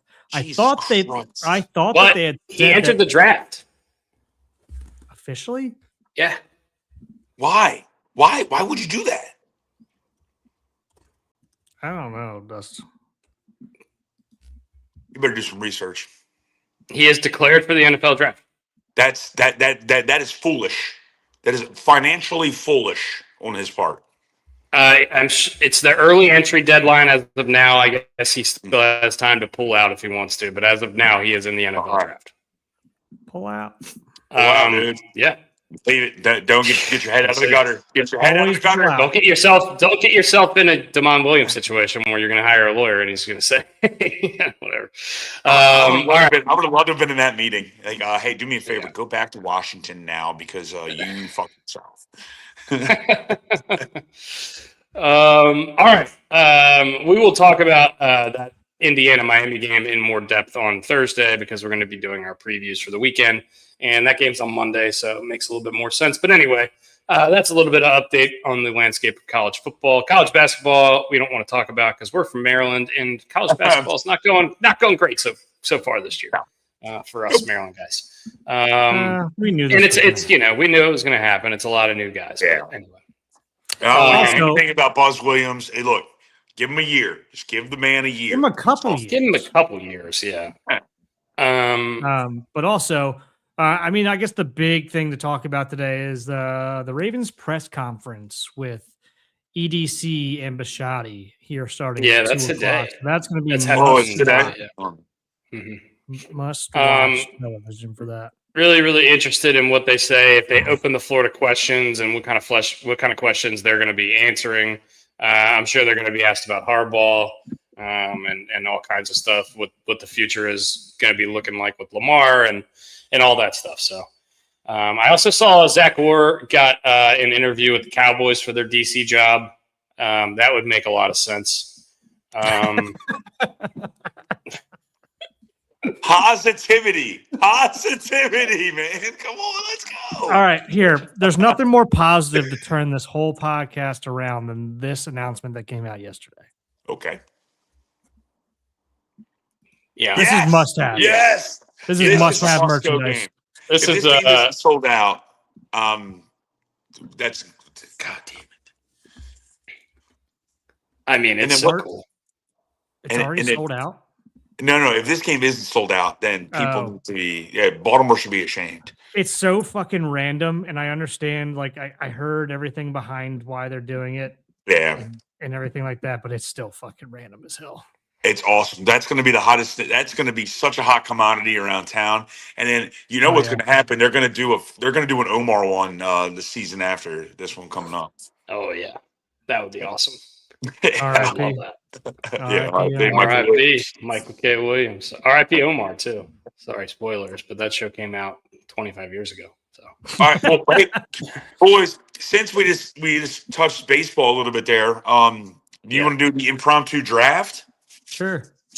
Let's do it. Play the music.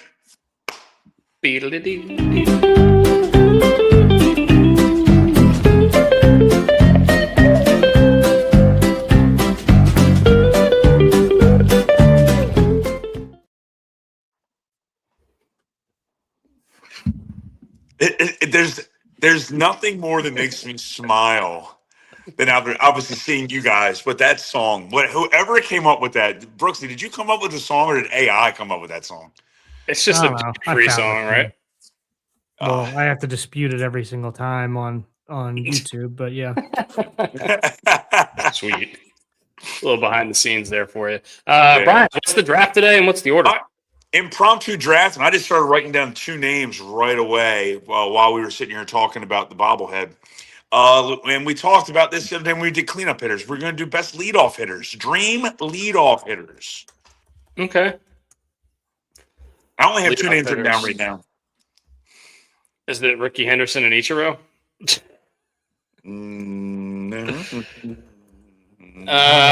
I gotta see who won. As of yesterday, I was winning, but I voted for Brian. I voted for Brian on accident, and I couldn't change. So, yeah. How about this? I'll pick draft order. I like going second. For some weird reason, I like going second. So why don't I let I'm going to go Dusty go first, and then Brooksy go third. Okay. I'll go first. I mean, I'll take the greatest leadoff hitter of all time. Give me Ricky Henderson. Ricky be Ricky. Ricky gone. The Will Clark story about Ricky from the spring training is so good. I watched that video. It was up on my feed. I watch it even though I know exactly what the video is already. It's incredible. I'm going to go a little off cuff. All right. I'm going to go Kenny Lofton.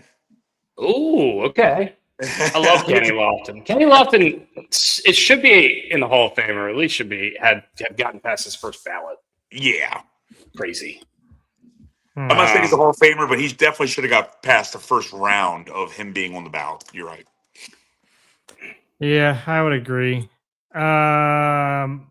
For mine, I got to go Ichiro. Seems like a no-brainer here. And I got to go with the guy who has the most hits of all time, Pete Rose. Yep. It's a good one. Ichiro. Was Pete Rose the leadoff hitter for most of his career? Because I don't really know that. I don't want to. I don't know the answer to the question. No, sorry. I mean, it says he is here from what I'm doing research on. All right, Ichiro and Pete Rose. Pretty tough to argue with those kind of guys. There's also another one on here that I was very unaware of, but I'll say that later. I've done no research whatsoever, but I'm going with Kyle Schwarber. Wow, That's awesome.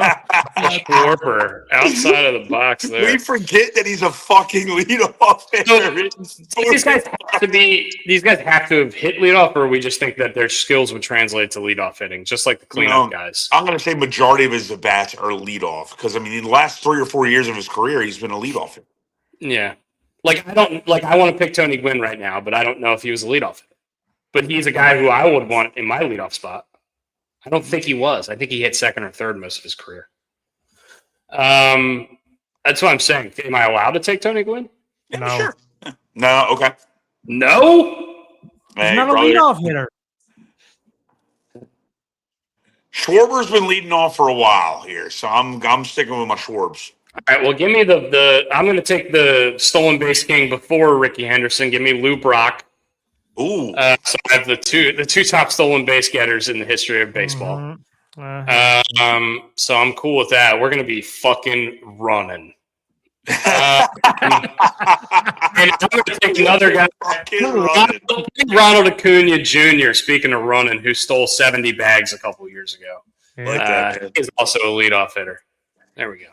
Shit, man. I guess I could go Ohtani then if you're going I thought regular. about it. I thought about Ohtani. But I'm not doing it. I'm not going to do it.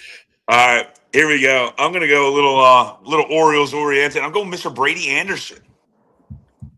I like it. Brady Anderson. Even without the 50 home run season, he was a solid player. Always. I got two next that if anyone takes them, I'm going to be fucking stunned. I've got here for my first of my two is going to be Juan Pierre. You kidding me? Juan Pierre was the guy I was going to pick. And I'm also going to go Orioles oriented because he was one of my favorite Orioles of all time. Give me Brian Roberts. Love it. Damn. You have thrown me for a loop, sir. Because I don't have another one after the one I'm about to take right now. And I'm going to take Mr. Otis Nixon. Okay. Dude, what?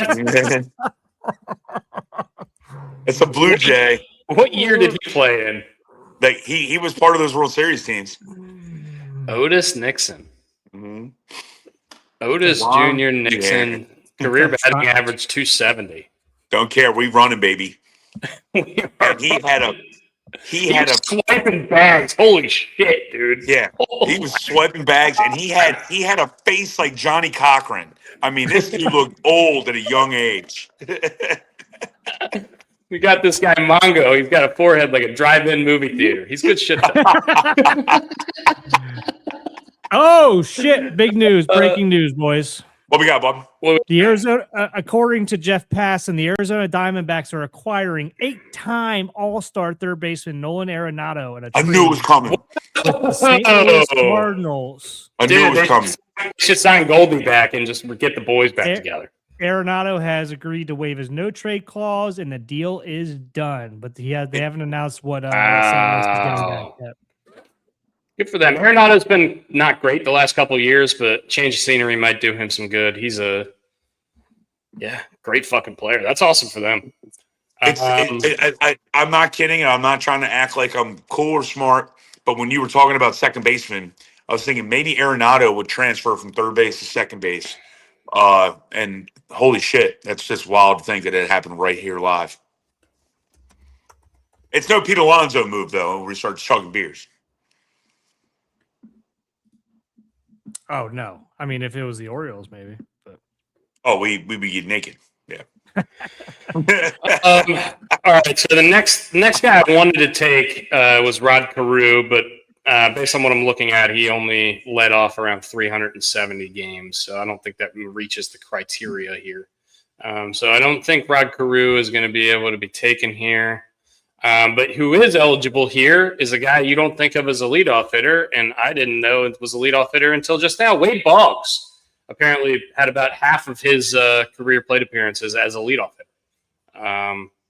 Not a traditional speed guy, but I mean, he hit like 340 every year. So give me Wade Boggs, and give me former Orioles great Tim Raines. Probably most notably of the Montreal Expos, but his son played for the O's.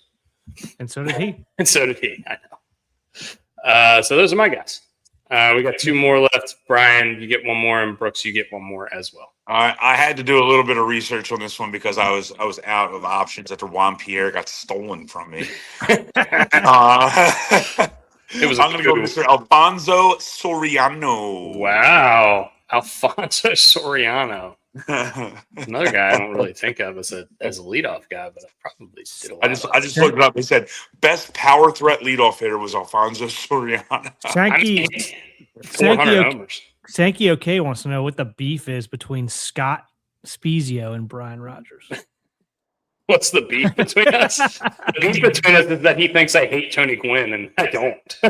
You're still on my phone as a Tony Gwynn hater. And also, what happened with Arenado? We just said it. Arenado just got traded to the Diamondbacks. Don't know what they're getting back yet. It's just we just know that he waived his no trade clause. He's now going to be an Arizona Diamondback.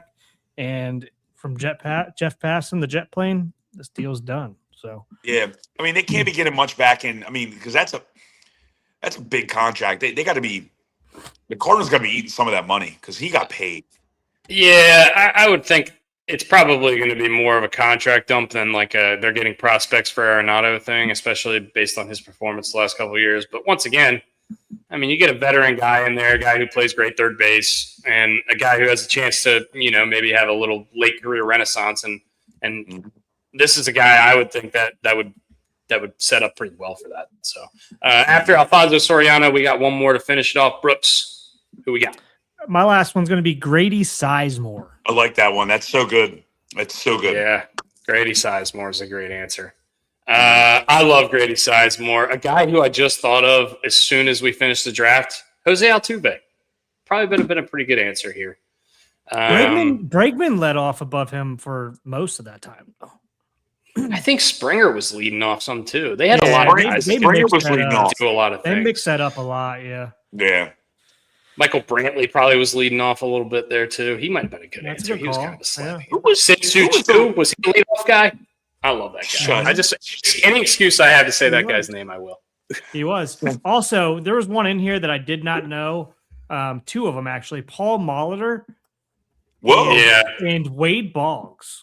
Well, we took Wade Boggs, didn't we? No. Yep, I took Wade Boggs. Wade Boggs. Oh, you did? I did. Who was the leadoff guy for all those Braves teams? Like Jeff Blauser or something like that? Like some Mark Lemke? I don't know. In the 90s? You know who we didn't take? Derek Jeter. Well, he batted second a lot too. Yeah. Derek Jeter, number 2. Snuck him in here. Ty Cobb probably could have snuck on this one too. Kind of could have. Ray Durham. How about Johnny Damon and Jose Reyes? Oh, Jose Reyes. Jimmy Rollins, probably. Hall of Famer Craig Biggio. Oh, that's a miss. That's a miss. Yeah, that's a miss. So Bleacher Report has Billy Hamilton. Oh shit, this is the old Billy Hamilton, 1888 to 1901 Billy Hamilton. Who the Mount fuck Red's is Billy that? Hamilton. Him was stealing bags all over the place, but couldn't fucking hit anything. His name's Sliding Billy. He had four campaigns. He had 4 different campaigns of 100+ stolen bases. Holy hell! Sliding. How did we not take a guy named Sliding? Bobby Bonds is on here as well, and so is Darren Erstad. Darren Erstad, leadoff hitter.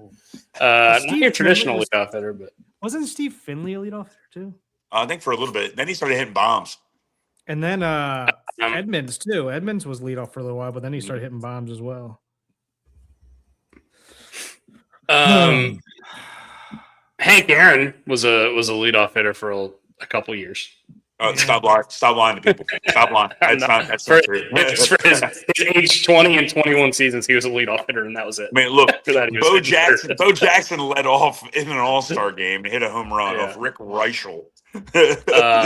Lenny Dykstra also showing up on a couple lists. I like that one. Nails. Oh. I love the Juan Pierre pick. God, I love that guy. The Juan Pierre pick pissed me off. I was thinking about Granderson. I think he might have led off quite a bit too. No, he did. He did. The Grandy man, the Grandy man led off a ton. He had 40 homers 2 years in a row. And he led off for both. He led off for both New York teams and Detroit. Well, actually, he probably batted third more for Detroit, second or third, maybe. Yeah, they had V-Mart and Miguel Cabrera when he was there too. God, they were good. Did Kinsler bat leadoff? And Fielder? Kinsler might have been a good leadoff guy. Michael Young probably hit a decent amount of leadoff in his career, if I had to guess.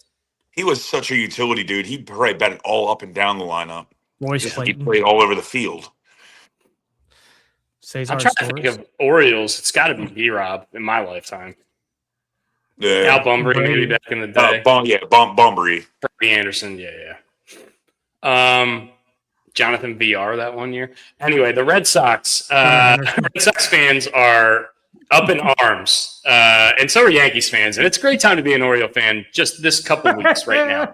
The Red Sox fans are pissed off. The Yankees fans are pissed off. The Rays don't do anything. The Blue Jays are spending money. Blue Jays are spending a lot of money. I'm getting a beer. Blue Jays are spending a lot of money. But Alex Bregman, the captain, the Red Sox proclaimed captain, locker room captain, the reason, or the main reason that a lot of people seem to think that they traded Rafael Devers last offseason was because they thought they had a long-term solution in Alex Bregman, and they didn't, because he signed a 5-year, $175 million deal with Chicago Cubs. Apparently the Red Sox offered 5 years, $165 million with no trade clause, because the Red Sox apparently as an organization are anti no trade clauses. When Bregman told the Red Sox that he had a better offer than 165 with no trade clause, they called his bluff, and he ended up going to sign the deal with the Cubs. This is the reports that I've read. This is via Jeff Passan Buster only. The Red Sox are apparently very, very upset that they were not able to come to a deal with Bregman. And my response to the Red Sox is, you traded Rafael Devers so you could get rid of all that money so you could sign Bregman. You signed Bregman last offseason to the deal with opt-outs, knowing that he had a chance, if he had a good season, to go get money elsewhere. You had a chance, apparently, to match the offer that was given to him by the Chicago Cubs, and you didn't do it. Because you wouldn't put your organizational stuff aside and say, hey, we'll give you the no trade clause because we kind of need you. And if I'm a Red Sox fan, and in the last 5-10 years, we've traded Mookie Betts, we've traded Chris Sale, who then won a Cy Young, we traded Rafael Devers, who's certainly going to be, a great hitter over the course of the next 5-10 years, probably. Xander Bogaerts, they let him walk. And now Alex Bregman, who was supposed to be the answer, he's just gone. This has got to put them... It's got to put them and the Yankees all in on Bo Bichette, Kyle Tucker. Why am I blanking on his name right now? I can see him, lefty from New York that they're trying to re-sign right now. Cody Bellinger. Cody Bellinger. Like, this just puts all the emphasis in the world for these two organizations to try to go sign those guys. So, this is interesting. I'm loving every minute of it. But I love it too. And but also with the Cubbies having this being a great signing for the Cubbies. They also just went out and got Cabrera too. Mm-hmm. Yeah. So they're loading up a little bit. I like what they're doing this offseason. I think they're probably done in the market at this point, given what they've signed so far. I would say be my assumption. It seems that way, but also there was once again the report from Passan earlier that Nico Horner, their star second baseman, has been being shopped around a little bit. Who knows? Trying to cut some of that payroll because he's going to be a free agent, I believe, coming up next year. Well, if you think about it, Bregman is a utility guy. He might be this, our new version of Michael Young. I know we dropped Michael Young's name earlier. He could be. He's versatile. So He could be, but I would imagine he's playing third, right? I think. For sure. But Nico Horner is a guy that probably not a lot of baseball fans, if you're a casual baseball fan, you might not know that name, but that dude's put up 6 WAR 2 years in a row as a second baseman, and you don't find those guys very often. No, you don't. So if you get rid of that guy, that's another hole in your lineup that you got to fill. They're still trying to figure out what they're going to do with the Kyle Tucker situation. He was an everyday outfielder for them last year.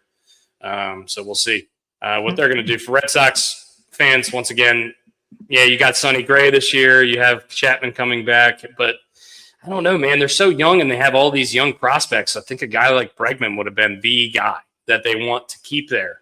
And I can't believe they didn't open the pocketbook just a little bit more to make sure they kept him.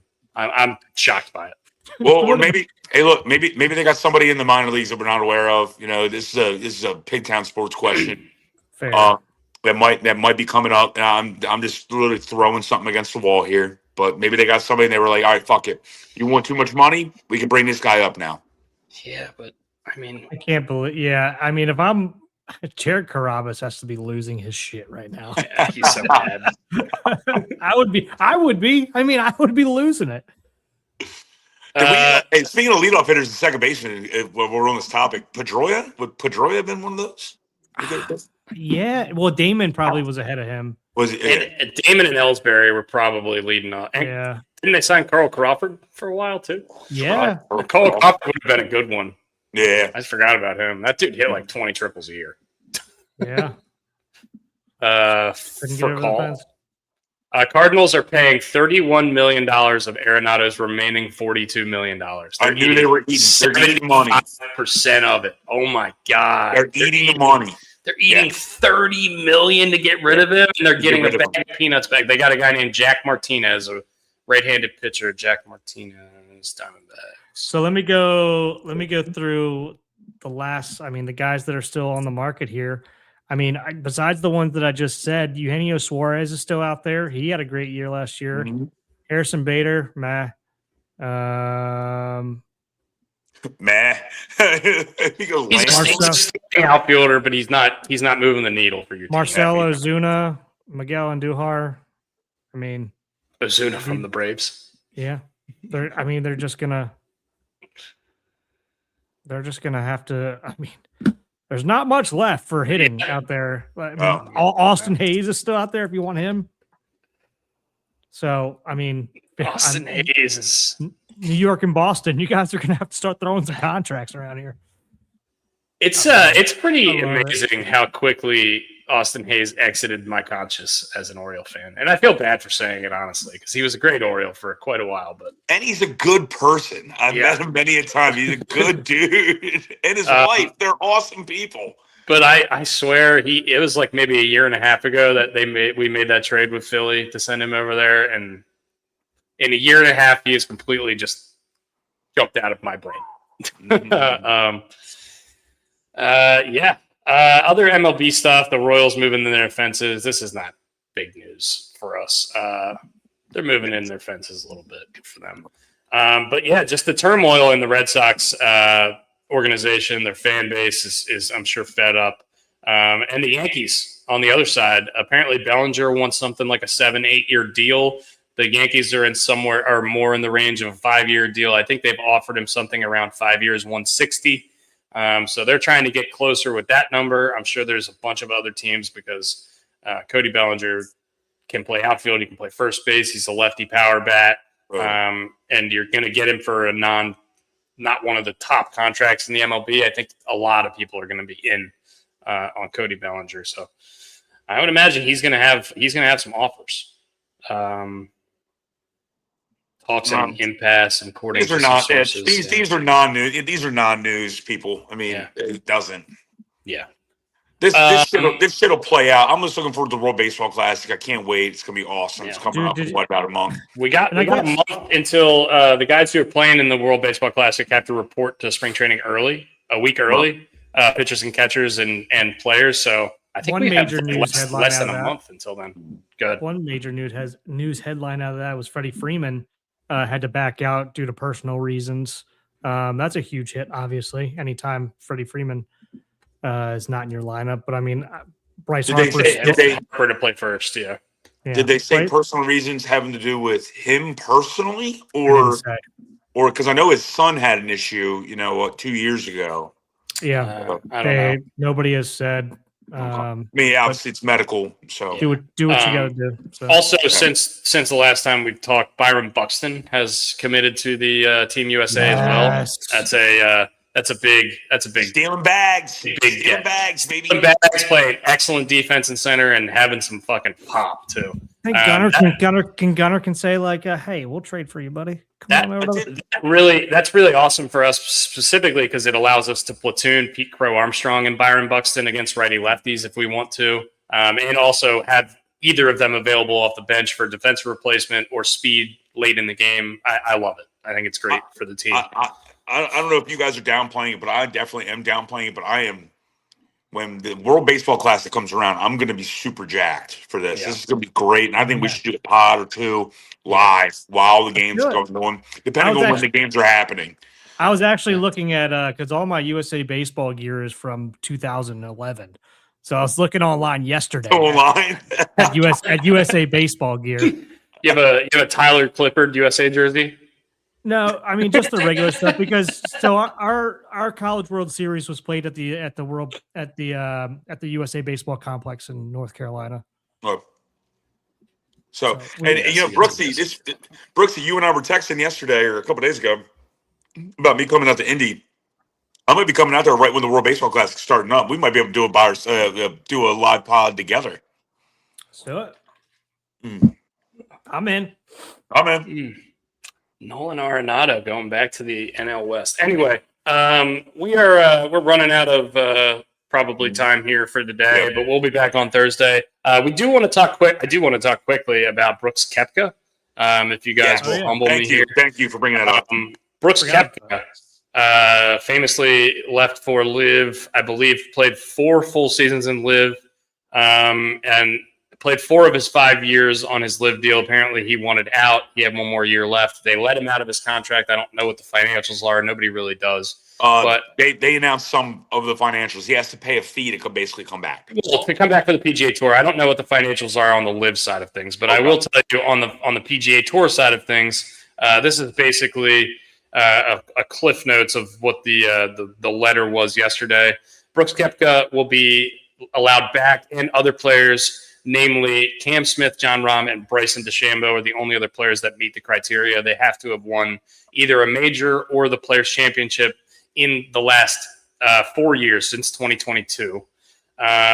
This 2022 number is interesting because in 2021 Phil won a major, so they don't include that. In 2020 Dustin Johnson won the Masters. They didn't include that. So they go from 2022 to 2025 specifically, I think, to cut Phil out, which I think is hilarious. He's not coming back in any capacity regardless. But they basically said if you've exceeded some sort of performance, whatever, and those are the criteria they set. So Koepka does fit into those and into that category. Once again, the other guys that fit in are John Rahm, Bryson DeChambeau, and Cam Smith. This returning membership policy, and this is being offered to all of the guys as well, but this is what Brooks Koepka is going to have to give up. $5 million charitable donation to, I guess, an agreed-upon charity between him and the PGA Tour, which is nothing to him because he's $100+ million. Ticket. He is ineligible for certain equity programs in the PGA Tour, most notably the player equity program. For the next 5 years, because which is projected to be within $50 to $85 million in lost earnings. He doesn't care because he's already got that money up front. He's not paying anything back. And he has to punch Phil Mickelson in the face. He is ineligible for the FedEx Cup bonus payout this year. If he wins the FedEx Cup, he will not be eligible for that $15 million whatever. So he can't get any of that bonus payout. But he is immediately eligible for the President's Cup and TGL. There has been no ruling on the Ryder Cup, which is the more prestigious of the two, international cups. But I think they're still going to try to figure that stuff out. Not that he would be on the team anyway. He would have to play himself back onto that into that form. And there's enough time. There's enough time that he can play himself back into that form, and enough time for them to make the decision. So honestly, I'll say this: I think it's a great move from the PGA Tour. I think it opens the door for the guys that you really, really want back. Cam Smith, Bryson DeChambeau, and John Rahm are the big names here. DeChambeau is probably the most looming name because he went immediately to LIV, which means his deal will be expiring next year, which means he has got a hell of a lot of negotiating power because if he leaves LIV, they're going to be in big trouble. No, they are in trouble. But if he leaves, they might be dead.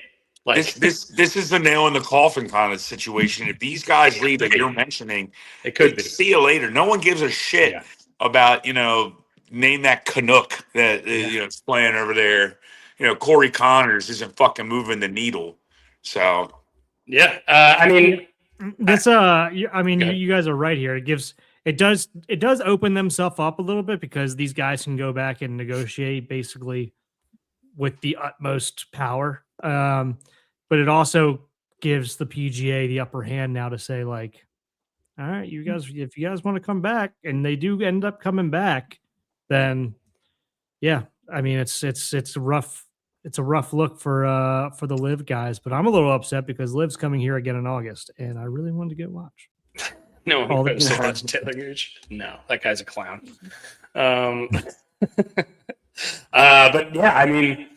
Look, I don't think this is going to matter for any of these guys this year. I would think DeChambeau is going to play out the last year of his contract, and Cam Smith as well, and then maybe renegotiate next year. If they wanted to come back, I would imagine it would be this time next year and not this time this year. But it does open the door for them if they're unhappy in any way.